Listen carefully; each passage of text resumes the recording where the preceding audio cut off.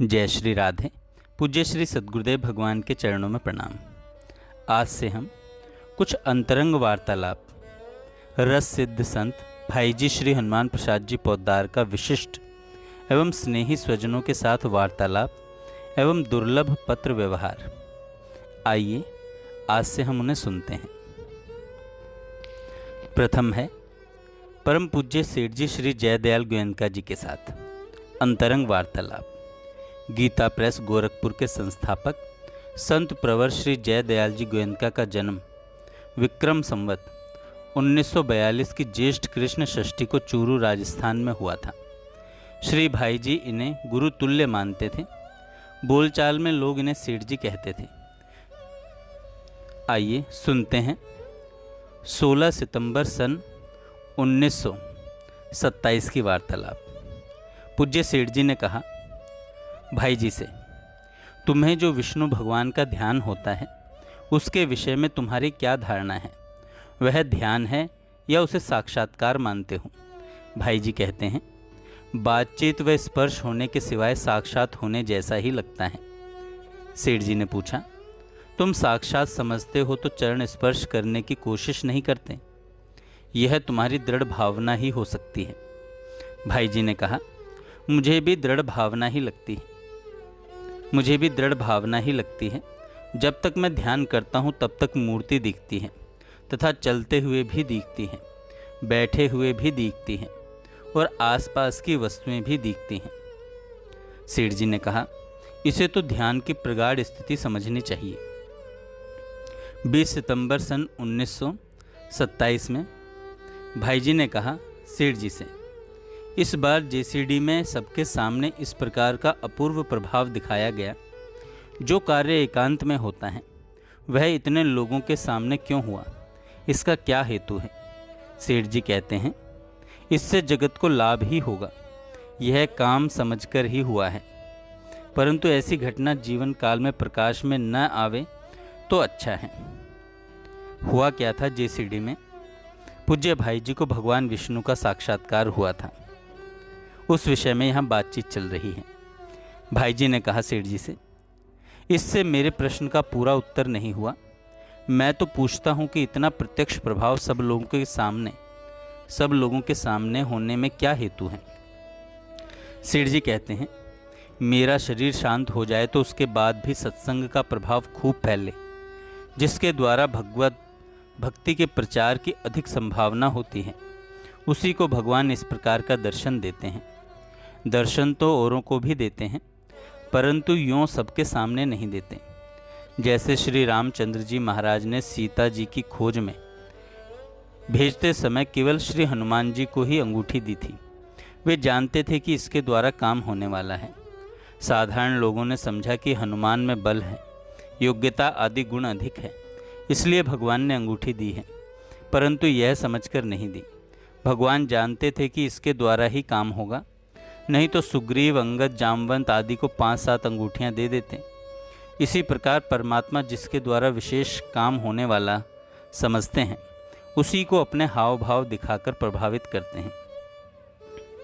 सन 1930 के जुलाई में भाई जी ने कहा सेठ जी से, सबको शीघ्र लाभ हो, वैसा साधन कैसे हो जिससे सबको भगवान की प्राप्ति हो?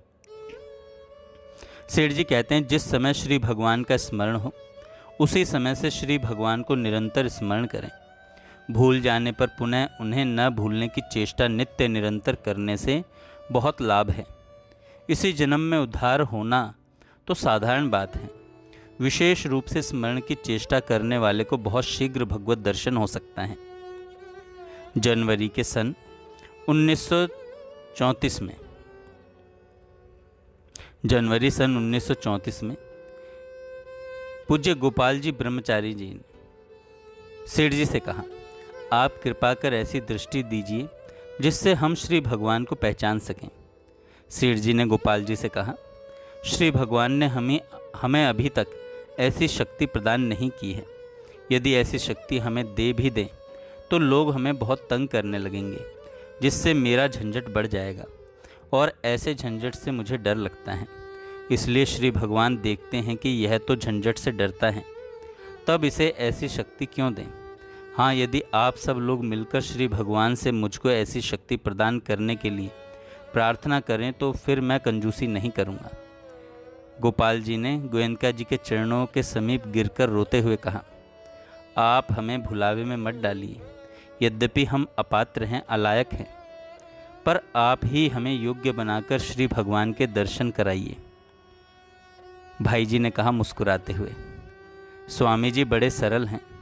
जो काम इन्हें सौंपा जाता है उसे अपनी योग्यता अनुसार कर देते हैं, इनकार नहीं करते। और यह तो आपसे यही चाहते हैं कि आप हमें दर्शनों के योग्य बनाकर भगवान के दर्शन कराइए, इसलिए इनकी प्रार्थना उचित ही है। सेठ जी ने कहा, बात तो ठीक है भाई जी, दर्शनों के लिए उपाय तो मैं बतला सकता हूँ, किंतु दर्शन कराना तो मेरे वश की बात नहीं है। आप लोगों का मार्ग तो ठीक है, परंतु रास्ता चलने की गति बहुत शिथिल है, उसे तेज करना चाहिए। हम लोग यदि चाहें तो 3 वर्ष में मार्ग समाप्त कर सकते हैं। यह अवधि तो बहुत ही, यदि विशेष चेष्टा की जाए तो 3 महीने में ही मार्ग समाप्त हो सकता है। बहुत तीव्र साधन किया जाए तो 3 दिनों में ही भगवान की प्राप्ति हो सकती है। भाई जी ने कहा सेठ जी से, शास्त्रों में तो ऐसा वर्णन है कि व्याकुलता वास्तविक होने से श्री भगवान उसी समय प्रकट होकर दर्शन दे सकते हैं। अतः 3 दिनों की भी प्रतीक्षा क्यों करनी चाहिए? साधकों को तो एक एक क्षण एक युग के समान प्रतीत होना चाहिए।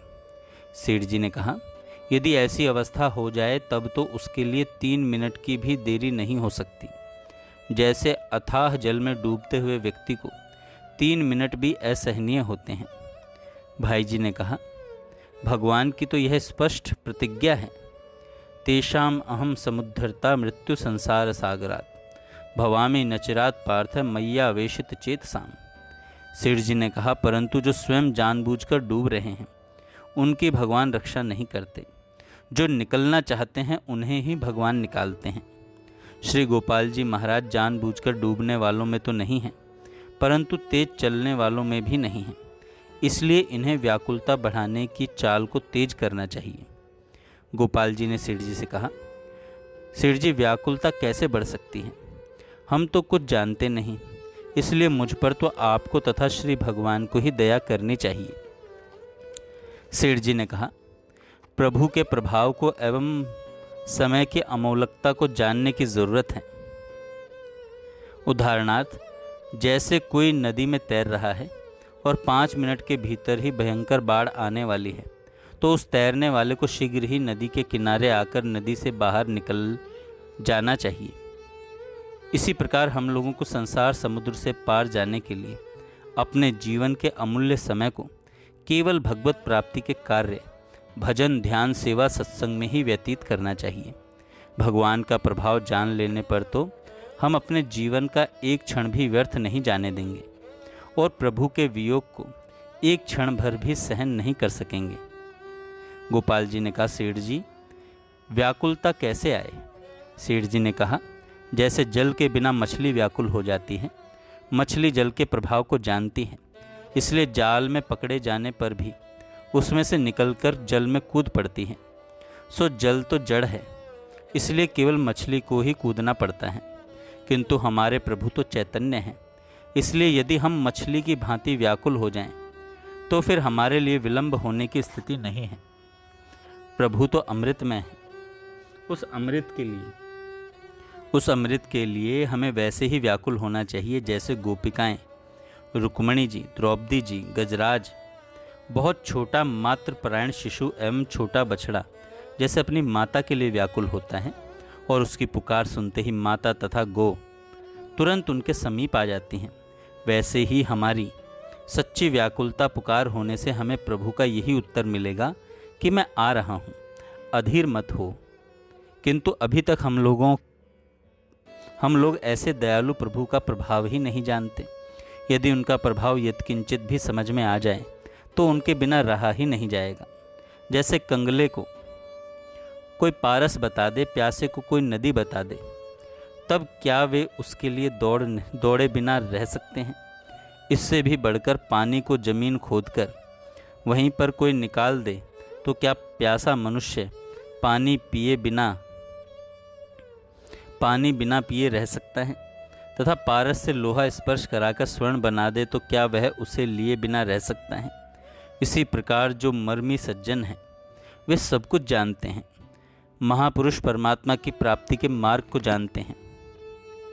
जिसको प्रभु प्राप्ति की उत्कट इच्छा होती है उनके पास प्रभु उन महापुरुषों को भेज देते हैं। कमी केवल श्रद्धा की है। भगवान तो इसी स्थान पर उपस्थित हैं, केवल विश्वास करने की ज़रूरत है। जैसे बालू को कोई स्वर्ण बतला दे और उसमें विश्वास हो जाए तो फिर लोग दुख क्यों पावें। गोपाल जी ने कहा, बालू में से स्वर्ण कैसे निकाला जाए। भाई जी ने कहा, श्रद्धा होने के पश्चात बालू दिखती ही नहीं, उसे तो स्वर्ण ही स्वर्ण दिखता है। जय श्री राधे। आगे हम कल सुनेंगे।